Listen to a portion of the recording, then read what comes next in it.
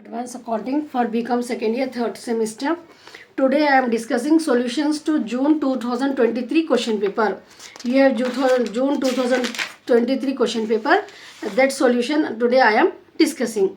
This is important according to examination point of view. You will get this type of pattern. If you practice the previous year question paper, then easily you can pass into the exam. No chance of failure. So let's move. This is the theory questions you have to learn. Explain fixed capital and fluctuating capital. Explain Garner versus Murray rule. Now we will move to the problems. Ramesh was holding 100 shares of each. Fully calls up. He paid 50 on application, but failed to pay down 20 on allotment and 30 on first call. His shares were forfeited and reissued 70 per share to Dinesh. Past journal entries in the book of the company. तो हर company जब shares issue कर दे तो उसमें क्या रहता, आपको application रहता, allotment रहता, first and final call. First call final call रहता थोड़े कंपनीज में फर्स्ट एंड फाइनल कॉल एक ही कॉल ही रहता. तो यहाँ पर भी अपने को तीन है, एप्लीकेशन है, अलॉटमेंट है, फर्स्ट कॉल है. तो टोटल 800 रुपीज़ का है शेयर. एप्लीकेशन के पैसे दे दिए एक जने, 50 रुपीज़ पे कर दिए कंपनी को. ठीक है, 100 शेयर्स खरीदे उन्होंने, 50 रुपीज़ पे कर दिए, 5000 रुपीज़ पे कर दिए.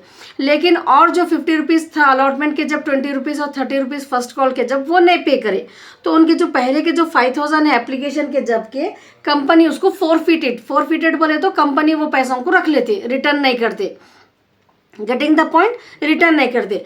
अब वो जो शेयर्स आ गए कंपनी के पास, उन शेयर वो कैंसिल हो गए, वो पहले के शेयर्स, वो 100 शेयर्स को अब कंपनी क्या कर रहे, फिर 100 रुपीज़ का एक शेयर था, वो कैसा मालूम होता अपने को 100 रुपीज़ का है बोल के, 100 is fully called up is given no. So 100 rupees का एक शेयर था वो पहले. अब फिर वो शेयर्स को 70 रुपीज़ 30 रुपीज़ कम करके दूसरों को इशू कर दिए वो कंपनी. तो 30 रुपीज़ जो लॉस हो रहा, वो लॉस को क्या करते हैं लोग, वो जो अमाउंट फोरफिटेड रहता पहले के जो 5000 रुपीज़ रख लिए उसमें से एडजस्ट कर देते. ठीक है, और जो बैलेंस जो बच रहा वो अमाउंट को शेयर कैपिटल को ट्रांसफर करते. It is clear with the concept what question is given and how we have to solve the problem. So now general entries in the book of the company.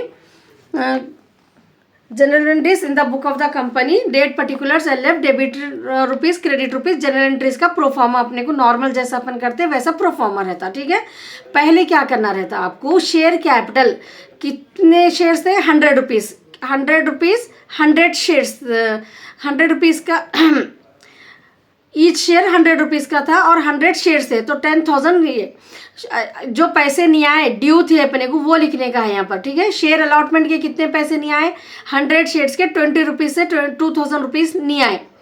Share first call के कितने पैसे नहीं आए, 30 rupees नहीं आए.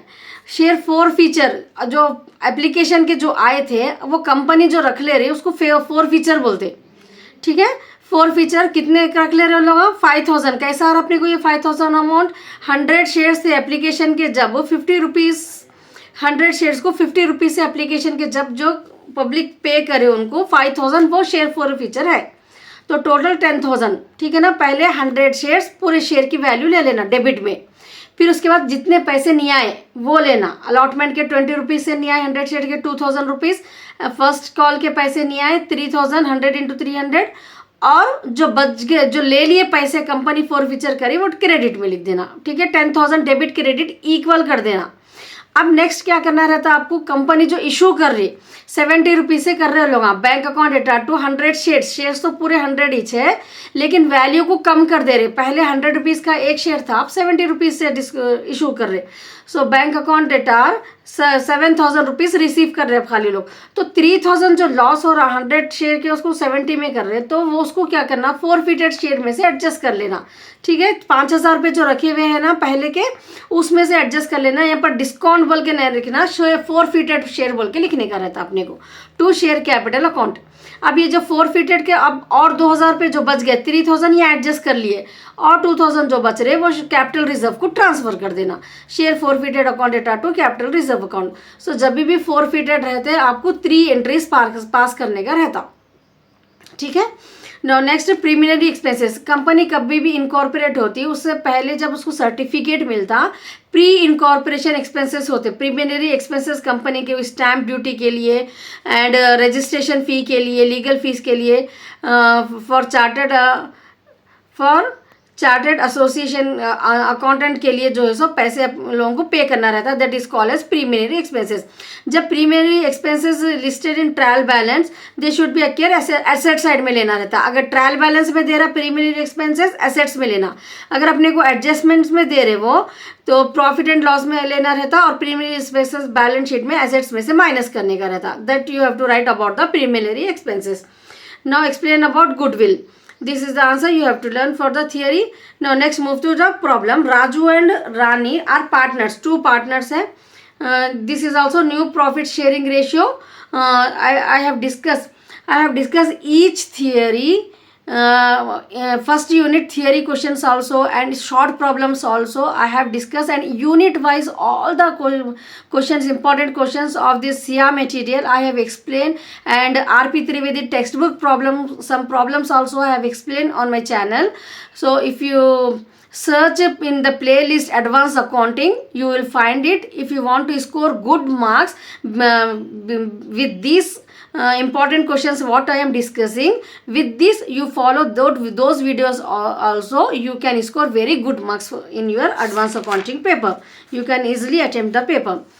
So what is that advanced accounting? In the playlist you go, Hikmat Learning Accounting Academy channel is there, no? In that channel only playlist you search advanced accounting, you will find the problems of advanced accounting. Important problems also I have discussed unit wise in that. Here I am discussing the question paper, no?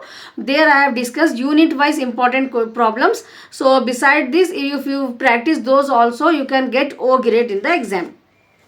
Now next move to next problem. A and B were in partnership and agreed to dissolve the assets realized.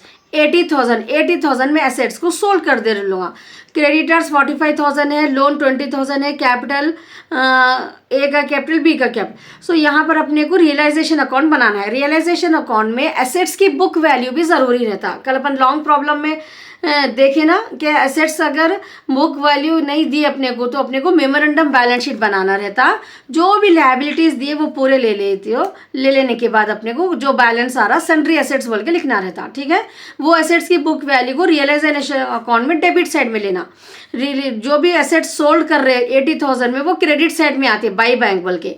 Assets की outside liability creditors को credit side में लेने का रहता है और उन लोगों को जो डिस्चार्ज कर देना रहता है. क्वेश्चन में नहीं भी दिए तो डिस्चार्ज करना रहता.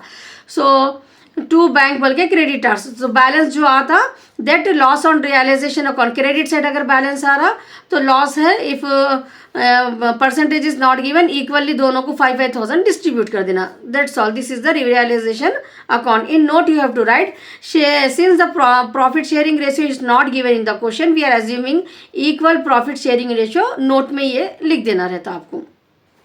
Now next move to next problem. X Limited equity share capital compromises. X Limited एक कंपनी है.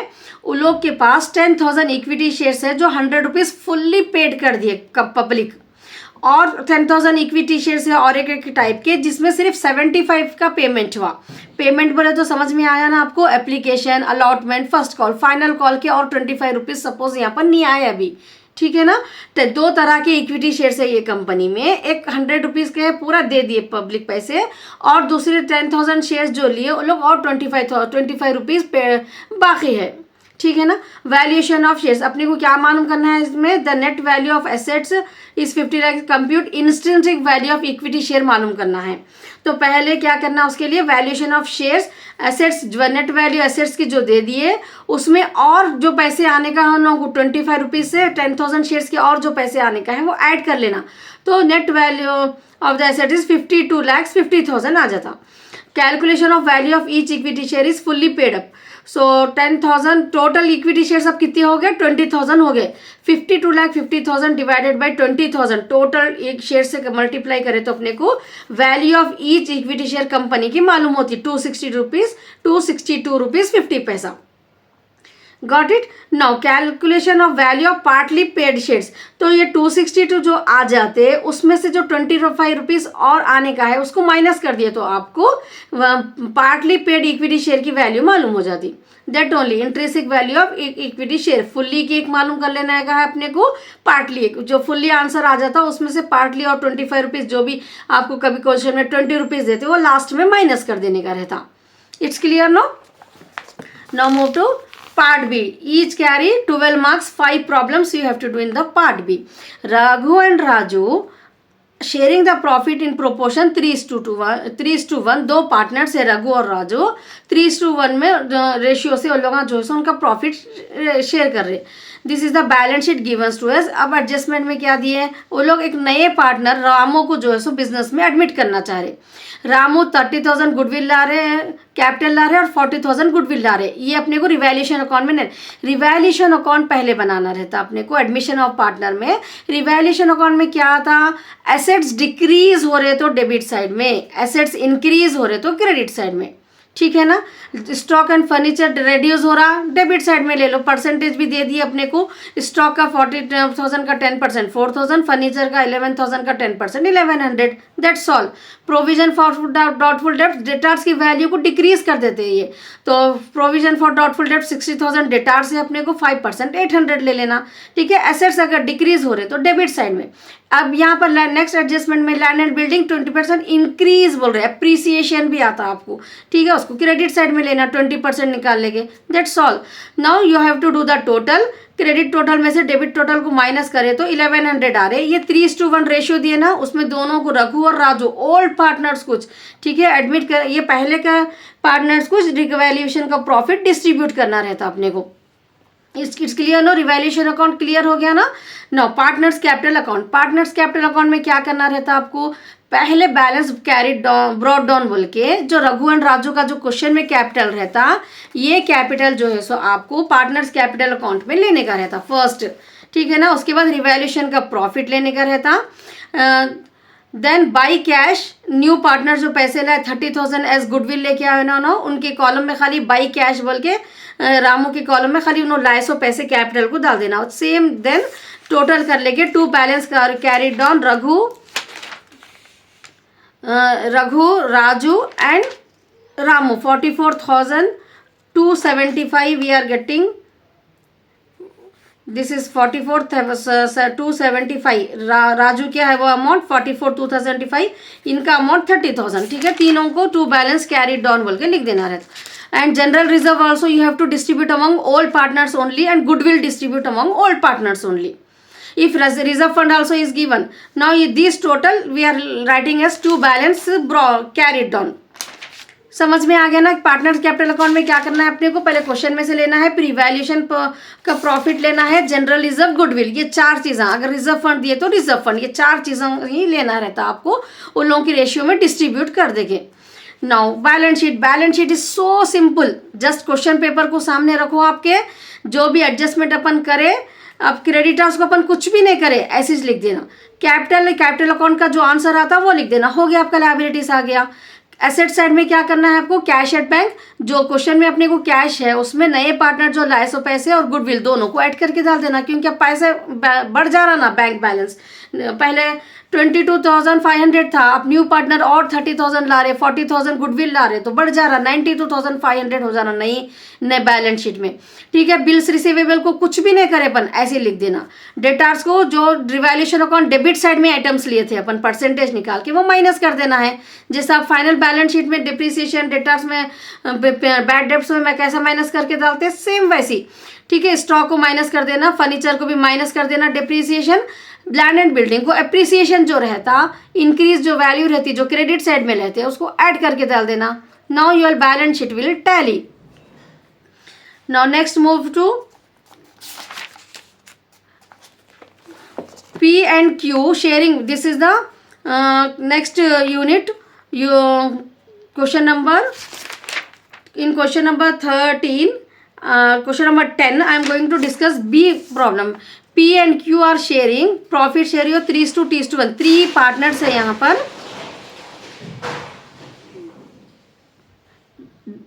P, Q Q are sharing profits in the ratio 3:2:1. So 3 partners है ये प्रॉब्लम में, ठीक है. P, Q and R they decided to dissolve partnership dissolution, ठीक है.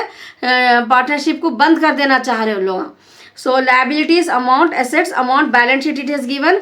Now assets को रियलाइज कर रहे हैं, अब बंद कर दे रहे, मतलब एसेट्स को सोल्ड कर दे रहे. जो भी एसेट है उन लोग 1 लाख में सोल्ड कर दे रहे उसको, और उन लोगों की जो गुडविल है उसको 8,000 में बेच दे रहे. You are required to show the final adjustment among the partner showing that insolvent. ये प्रॉब्लम बहुत इंपॉर्टेंट रहता है आपको डिसोल्यूशन में. इंसॉल्वेंट, एक पार्टनर उसमें से इंसॉल्वेंट हो गया, ठीक है. जो भी क्रेडिटर्स को जो बैलेंस देने का रहता, एक पार्टनर देने के पोजीशन में नहीं रहते तो उसको इंसॉल्वेंट बोलते, ठीक है. And he is unable to bring anything, payment को डिस्चार्ज करना है तो कुछ भी नहीं ला सकते उन्होंने. So show the means of ledger accounts from the partnership will close. So पहले एसेट्स रियलाइजेशन अकाउंट में क्या रहता है, शॉर्ट प्रॉब्लम्स में अपन ऑलरेडी डिस्कस कर दिए ना, एसेट्स को लेने का रहता. तो एसेट्स की assets is how much, 1,60,000 assets की वैल्यू ले लिया अपन. 1 लाख बुक वैल्यू यहाँ लेना रहता. कितने में सोल्ड करे वो, बाई बैंक बल्कि एसेट्स की वैल्यू को यहाँ लेना रहता. गुडविल भी सोल्ड कर दिया, ठीक है, क्रेडिट साइड में ले लिए. लाइबिलिटीज में जो है सो क्रेडिटर्स की वैल्यू लेना रहता 80,000, वही अमाउंट को 2 बैंक बल्कि इधर लेने का रहता. It's clear no. Goodwill also 20,000.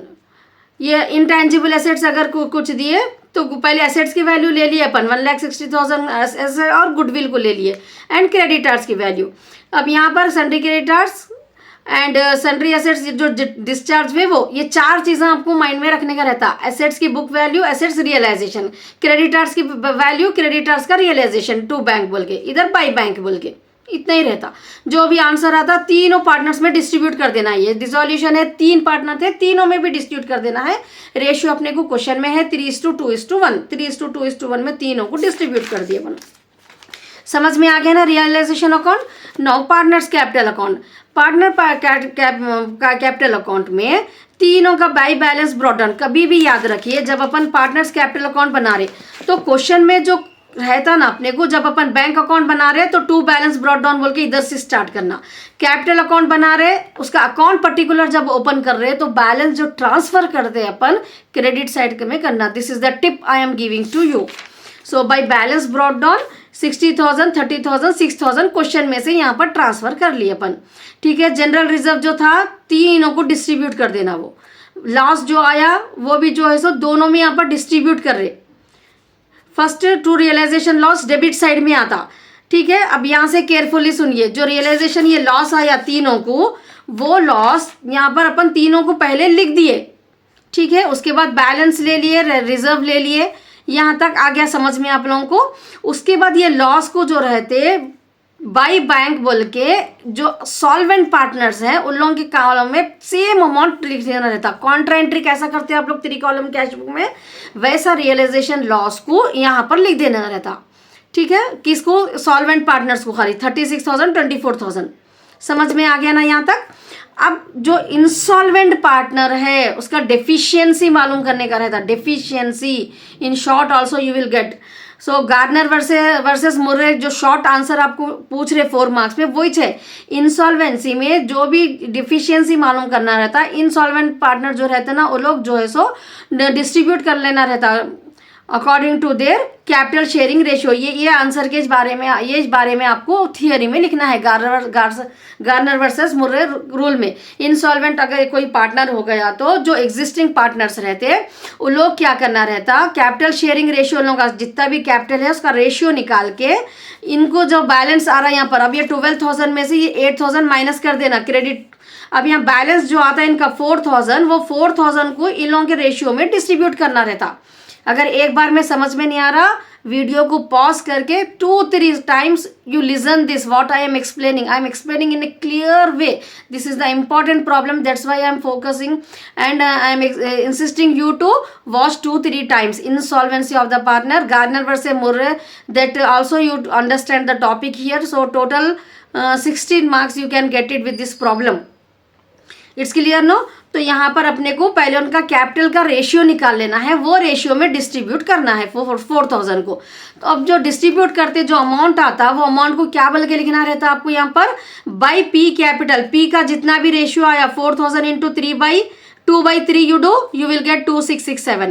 4000 into 1/3 you do, you will get 133. तो P के कैपिटल में B के कॉलम में पीस कैपिटल बोल के यहाँ पर पर्टिकुलर्स में C के कॉलम में 2667 लिखना, ठीक है। Q के कैपिटल में 133 लिखना। फिर ये सेम अमाउंट कॉन्ट्रा एंट्री फिर बन जाता, इधर आ जाता। वो इधर आ जब क्या करना, टू आर्स डेफिशिएंसी बोल के P के कॉलम में 2667, Q के कॉलम में 133। ये 4000 को फिर दोनों तरफ भी आपको लिखने का है कैपिटल के रेशियो में निकाल के। That's all, so simple no. Now अब इन लोगों का तो जो भी पार्टनर्स रहते हैं जस्ट इन लोगों को टोटल कर देने का है आपको, एंड बैलेंस को टू बैंक बोल के लिख देने का है यहाँ पर दोनों पार्टनर्स का। अब बैंक अकाउंट में आ जाओ। Bank account I told you know, जब भी हम कोई अकाउंट ओपन करते हैं बैलेंस शीट में एसेट साइड में बैंक अपने को जो है सो क्रेडिट में है, जब उसका अकाउंट अपन ओपन करते हैं तो टू बैलेंस ब्रॉट डाउन बोल के अपने को यहाँ पर आ जाता वो। उसके बाद जो भी प्रॉब्लम में अपने बैंक बोल के लिए ना, रियलाइजेशन में अपन इधर साइड लिए थे बाई बैंक बोल के, एंड डेबिट साइड में टू बैंक बोल के लिए, वो बैंक के अकाउंट में अब डेबिट का क्रेडिट में, क्रेडिट का डेबिट में लिख देना है, ठीक है। जो बैंक एसेट्स का रहता 1,08,000, क्रेडिटर्स का 82,000। उसके बाद ये कैपिटल अकाउंट में जो अपने को आया था बाई बैंक, वो भी इधर लिख लेना है, to P's capital to Q capital बोल के। फिर यहाँ पर जो बैलेंस आया था वो बैलेंस को इधर लिखना रहता, by P's capital by Q's capital. Bank account आपका टैली होता, टैली हुआ तो समझना आप ये realisation account, partners capital account correct करें आप। जैसे अपनी बैलेंस शीट टैली हुई तो अपने को श्योर होता ना कि प्रॉब्लम करेक्ट गया, वैसा आपको डिसोल्यूशन ऑफ द पार्टनरशिप में आपका बैंक अकाउंट ये टैली हो जाना। क्या लेना है, बैंक जो अमाउंट क्वेश्चन में दिए सो रियलाइजेशन के एसेट्स का, रियलाइजेशन के क्रेडिटर्स का पेमेंट करे सो, और यहाँ पर जो भी कैपिटल क्रेडिट में जो बैलेंस आता पी का क्यू के कॉलम में, एंड डेबिट में जो आता वो, बस इतने चीज़ें लेने के बाद आपका बैंक अकाउंट जो है सो टैली हो जाता। It's clear no. Now next move to problem number 11। So Chandra company limited offered 1 lakh equity share. एक चंद्रा लिमिटेड कंपनी है, ये कंपनी जो है ना 1 लाख इक्विटी शेयर्स इशू करना चाह रहे पब्लिक को। नॉमिनल वैल्यू ऑफ 10 ईच, 10 रुपये है एक शेयर की वैल्यू। उसको लोग क्या करते हैं, एप्लीकेशन के जब 4 रुपीज़ पूछते पब्लिक को, ठीक है। 1 लाख शेयर्स दे रहे हैं लेकिन उस एक वैल्यू शेयर की 10 रुपीज़ है। वो 10 रुपीज़ को क्या करते कंपनी डिवाइड कर देते हुए एप्लीकेशन अलॉटमेंट के 4, फाइनल कॉल के 2 रुपीज़ में, ठीक है। एप्लीकेशन के 4, अलॉटमेंट और फाइनल कॉल, ऐसा उसको डिवाइड कर देते। तो आपको क्या है, बेसिक 6 एंट्री रहते इसके अंदर, ठीक है ना। एप्लीकेशन के 2 एंट्री रहते, अलॉटमेंट के 2 एंट्री रहते, फाइनल कॉल के 2 एंट्री रहते। अब उसके अलावा यहाँ पर क्या हो रहा, पूरे पैसे अगर आए तो 6 एंट्री रहते आपको। Now we will see what happened here. The actual subscription was only 90,000। ये लोग कंपनी 1 लाख के शेयर्स इशू करना चाह रही थी लेकिन पब्लिक अप्लाई खाली 90,000 के करे, तो अपने को प्रॉब्लम में 90,000 से मल्टीप्लाई करना रहता, 1 लाख को भूल जाना रहता, ठीक है। कंपनी कितने करना चाह रही थी वो नहीं देखना है अपने को, 90,000 के एप्लीकेशन के पैसे आए अपने को। अब प्रॉब्लम में 90,000 कुछ आपके माइंड में रखना है आपको, ठीक है ना। by shareholders was received except from all the money payable by shareholders was received except from Sudhakar. एक एप्लीकेंट है सुधाकर, उन्होंने जो है सो 1000 शेयर्स के पैसे नहीं दिए, बट फेल टू पे द फाइनल कॉल, वो भी फाइनल कॉल के पैसे नहीं दिए उन्होंने। ही शेयर्स, उनके वो पैसे जो भी उन्होंने एप्लीकेशन को अलॉटमेंट को जो दिए थे वो पैसे कंपनी रख लिए, ठीक है ना। समझ में आ रहा ना कॉन्सेप्ट, यहाँ तक दे दिए उन्होंने, 2 रुपये बाकी थे खाली, जब नहीं दिए तो कंपनी जो है सो एप्लीकेशन के जब दिए सो पैसे, अलॉटमेंट के जब पैसे दिए ना जो, वो पैसों को जो सो कंपनी रख ले रही, उसको फोरफीटेड बोलते। फिर क्या कर रहे कंपनी, वो उनके 1000 शेयर्स जो थे वो दूसरों को री इशू कर दे रहे। प्रभाकर को 10 रुपये का एक शेयर था ना, अब खाली 6 रुपये में दे रहे उन्होंने, तो 4 रुपये जो डिस्काउंट हो रहे, जो फोरफिटेड कर लिए, उसमें से एडजस्ट कर लेते। अब भी ये प्रॉब्लम में अपन जो शॉर्ट में करें ना 3 एंट्रीज, वो 3 एंट्रीज फिर यहाँ पर आपको आ जाते, तो टोटल आपके 9 एंट्रीज पास करना है आपको। समझ में आ गया ना? It's so easy. Equity and this issue of equity shares, it's so easy. 9 entry में पूरा चैप्टर खत्म होता. Why you people didn't understand, I don't know. ठीक है, एक कॉन्सेप्ट को अपने को समझने का है कि कंपनी में रियलिटी है. ये शेयर्स इशू करते, उसको एप्लीकेशन, अलॉटमेंट, फाइनल कॉल में डिस्ट्रीब्यूट करते वो लोग. कुछ पैसे नहीं आए तो वो रख लेते, फिर री इशू करते, जो भी बैलेंस बच जा रहा वो कैपिटल रिजर्व को ट्रांसफर कर देते. बस इतनी कहानी है. ठीक है ना?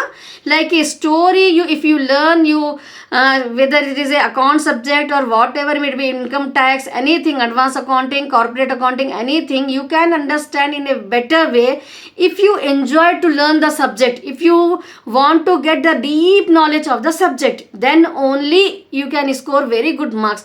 No chance of failure in the exam if you attempt all the 5 units, if you try to understand all the 5 units, what is the concept we have to learn in the 5 units, then every exam you will pass. I did double PG, I did MCom, I did MBA, I also wrote semesters only in the PG, but I never had a doubt of my result that whether I am going to fail or not, because the basic things as a student we should know that we will pass if we learn whatever the concept is giving to us to learn.